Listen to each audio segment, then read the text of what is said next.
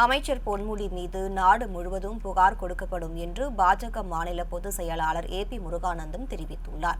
அமைச்சர் பொன்முடியை கைது செய்ய வலியுறுத்தி கோவை மாநகர காவல் ஆணையாளர் அலுவலகத்தில் புகார் அளித்த நிலையில் இவ்வாறு அவர் கூறினார். இன்றைய தினம் தமிழக பாரதிய ஜனதா கட்சியின் சார்பாகவும் ஒட்டுமொத்த இந்திய மக்களினுடைய சார்பாகவும்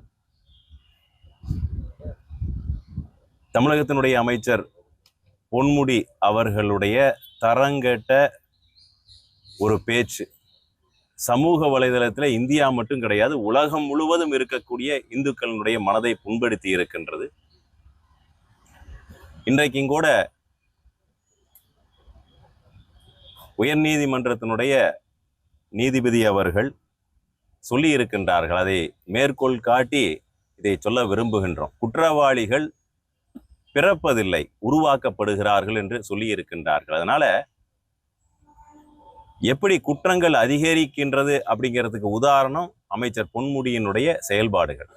இப்படியெல்லாம் பேசுகின்ற பொழுது அமைதியாக இருக்க விரும்புகின்ற நபர்கள் கூட வெகுண்டெழுந்து அவர்களுடைய தன்மையை மாற்றிக்கொள்ளக்கூடிய ஒரு சூழ்நிலையை இன்றைக்கு அமைச்சர் பொன்முடி, அதை சார்ந்து இருக்கக்கூடிய திராவிட முன்னேற்ற கழக அரசாங்கம் தமிழகத்திலே உருவாக்கி இருக்கின்றது. தமிழக பாரதிய ஜனதா கட்சியின் சார்பாக நாங்கள் எல்லாம் ஒன்று திரண்டு இன்றைக்கு கமிஷனர் அலுவலகத்தில் ஒரு மனுவை கொடுத்திருக்கின்றோம். அதில் அமைச்சர் பொன்முடியை உடனடியாக கைது செய்ய வேண்டும்.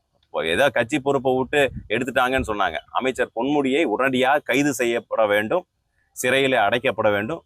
இன்றைக்கு உயர்நீதிமன்றம் கூட இந்த கருத்தை நேற்றைக்கு முன்னெடுத்திருக்கின்றார்கள். அதனால மிக கடுமையான கண்டனங்களை தெரிவித்துக் கொள்கின்றோம்.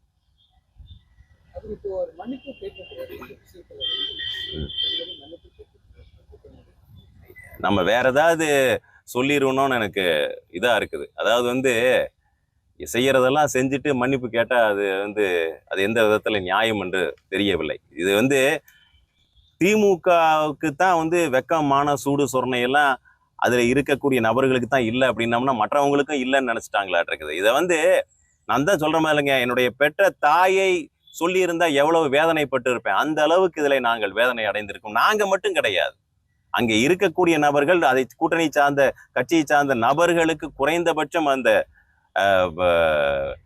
சூடு சொரணை எல்லாம் இருக்க வேண்டும். அவர்கள் ஒரு நபரும் கூட கண்டனம் தெரிவிக்க வேண்டாம். ஏனென்று சொன்னால் இந்துக்கள் அமைதியாக இருக்கக்கூடிய நபர்கள் அப்படின்னு நினைத்து கொண்டு இருக்கின்றார்கள். இனியெல்லாம் அந்த மாதிரி இருக்காது அப்படின்னு நினைக்கிறேன். ஏன்னா பொறுமைக்கும் ஒரு அளவு இருக்கின்றது. அதையெல்லாம் எல்லை தாண்டி போய்விட்டார்கள். ஒரு நபர் கிடையாது, தொடர்ந்து ஒரு கீழ்த்தரமாக, கொச்சையாக, கேவலமாக, மோசமாக பேசக்கூடிய 4ஆம் தர பேச்சாளர்கள் திமுக இருக்கின்றார்கள். அதற்கு ஈடு இணையாக ஒரு அமைச்சர் இந்த மாதிரி செய்கின்றார்கள் அப்படின்னு சொன்னோம்னா எந்த விதத்துல கொண்டு போய் நம்ம இவர்களை எல்லாம் பேசுவது? இவர்களெல்லாம் அமைச்சர் அப்படிங்கிறது எப்படித்தான் இவங்கெல்லாம் வச்சிருக்கின்றாங்க அப்படின்னா, ஏன்னா இதெல்லாம் ரசிக்கின்றார்கள் அப்படிங்கிறது தான் நாங்கள் எடுத்துக்கொள்கின்றோம். அதனால கடுமையான கண்டனங்கள். இதை நாங்கள் சும்மா விடப்போவது கிடையாது. அவர் கைது செய்யப்பட வேண்டும் அப்படிங்கிற கோரிக்கையை முழுமையாக வைத்திருக்கின்றோம். இந்தியா முழுவதும் இதற்கான வழக்கானது தொடுக்கப்பட இருக்கின்றது. அதனாலதான் ஆங்கிலத்துல அதை நாங்கள் டிராஃப்ட் பண்ணி இன்றைக்கு கொடுத்திருக்கின்றோம். தேவைப்பட்டால் நீதிமன்றங்களை கூட நாங்கள் நாடுவோம்.